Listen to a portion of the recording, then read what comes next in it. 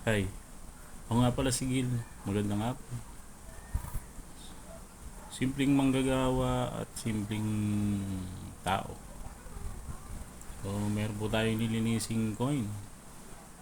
Ito. Centennial coin po ito. Ayan o. Ito, bibihira na lang po natin ito makita. So, ito po yung ating lilinisin. Para naman pag napunta sa iba, so, malinis na. So, pag nahawakan nila, okay na. Yan. Palagyan po natin ng pampalinis. So, maiba lang, no? Maiba lang sa topic natin yan. So, gusto ko lang mag-comment doon sa doon sa China. Ito kasi nakakainis na eh. Masyado na silang gahaman pagdating sa teritoryo, no? So, minsan lang ako nagsalita ng ganito kaso talagang nakakainis eh. Pati yung mga mangingisdaan natin naapektuhan na.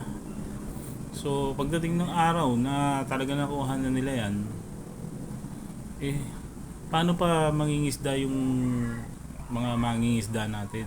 Saan pa sila pupunta? Kapag hinarangan na lahat nila yan, kapag napayagan na, pagka pinayagan ng gobyerno na, sana naman hindi, no? So, nakakainis lang kasi, kawawa naman yung mga mangingisda natin. Sana naman, no, tutukan ng gobyerno natin yan. Katulad nung nakaraan. Nilagyan nila ng barrier yung karagatan natin. So talaga nakakainis sa part na yun. Mga isda natin, hindi na makaporma dun. So natatakot din kasi naman, siyempre, mamaya spray na naman sila dun ng water gun. Kawawa na naman sila. So sana matutukan.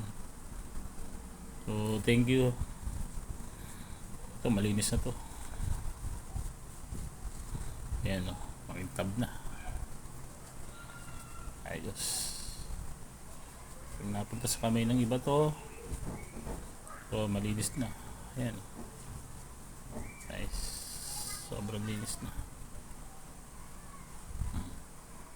Ba? Nice. Thank you po, thank you.